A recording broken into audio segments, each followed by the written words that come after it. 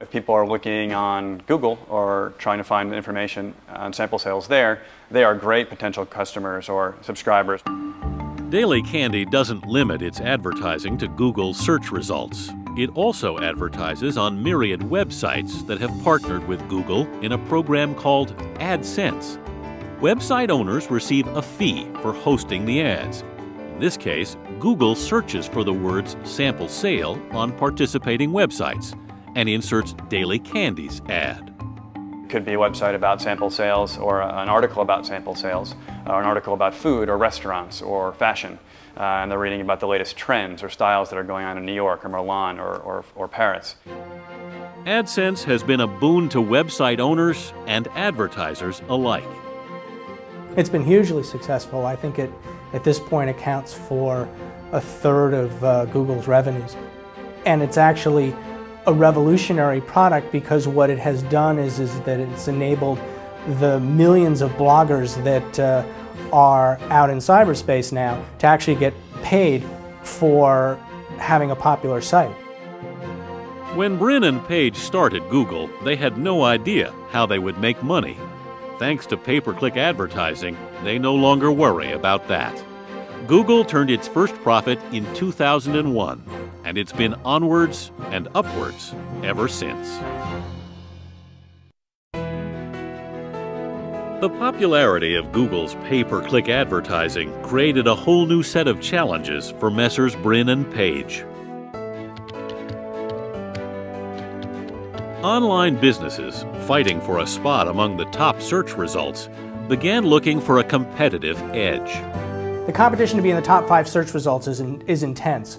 In fact, Google has created an entire industry of companies that do nothing but advise advertisers on how to come up with keywords that will put them in the top 5. One of those companies, they're called search engine optimizers, is Prime Visibility. This is showing us by clicking on the cache button what Google sees in its index. Andrew Hazen is the company's founder and CEO. Prime Visibility specializes in placing websites near the top of Google search results. To do that, they tailor client sites to score high in PageRank, Google's measure of importance.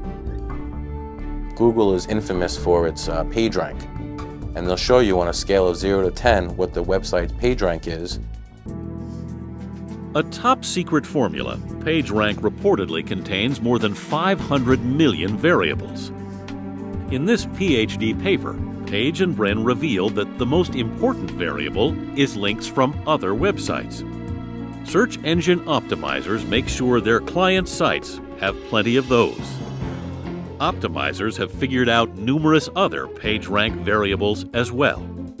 BoxesDelivered.com, one of Hazen's clients, appears among Google's top 3 listings.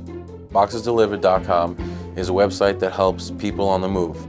Basically, when people are looking to move, whether it's commercial or residential, we know from our keyword research that moving boxes and moving supplies are the top 2 search for terms. Google awards high points to sites where the search term appears numerous times. So Hazen sprinkles the words moving boxes throughout the web page. And as you scroll down, you can see the words highlighted. And these are the words that Google can see in the formula and then take into account how often it's being mentioned. But it's not just quantity that Google is looking for. It's also quality. Where do the search terms appear? Everything gets a point value.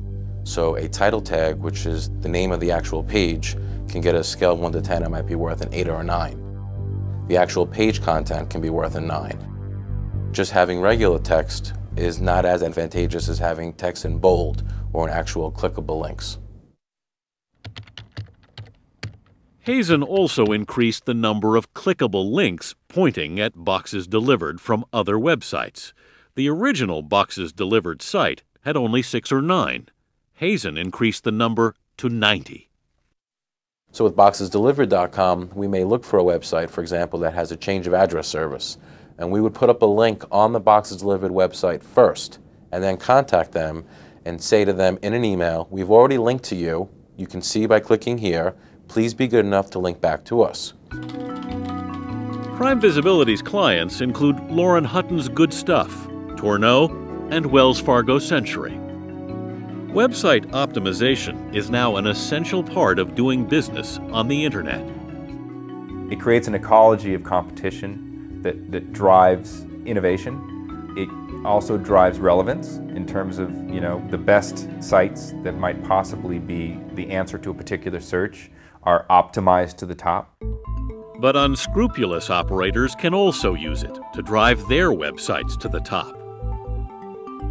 Some optimizers create hundreds or thousands of web addresses for the sole purpose of linking them to a particular site and improving its page rank.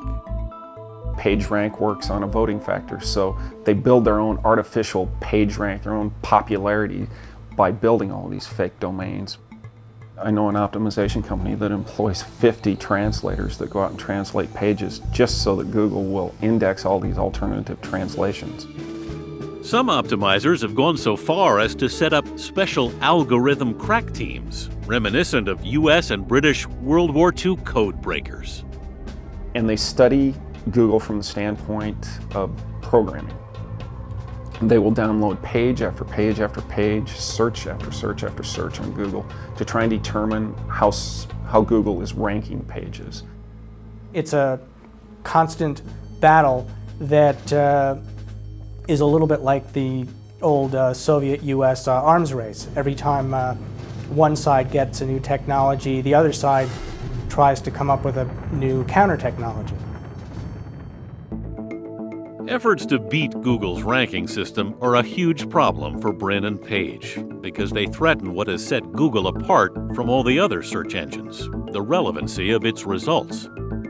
Google retaliates by periodically updating its secret algorithm. Back in February 2003, webmasterworld.com began naming the updates just as the Weather Bureau does hurricanes. The first was Boston, followed by Cassandra, Dominic, and Esmeralda. Then, on the morning of November 14, 2003, came the mother of all updates, Florida. We really don't know exactly what it was all about, but we know it was the most intense update Google has ever had. Almost every website that was commercially based on the net had pages that were lost, that gained. It was a dramatic shift. Untold numbers of commercial sites that were ranked high in Google searches were all of a sudden blown away, nowhere to be found. Prior to the Florida update, we pretty much knew what Google would do, and the updates were minor in nature. After the Florida update, nobody had really a clue what Google had done. It was chaos for a little while. It was a major update, but it was also, I think, a very important statement by Google that they're in charge here. And at the end of the day, they can do what they want with their index. By the end of 2003, Google had signed up more than 100,000 advertisers and was processing about 200 million queries a day. It was the undisputed king of search, and many of its original investors were eager to cash in. It was time for Brin and Page to take the company public. –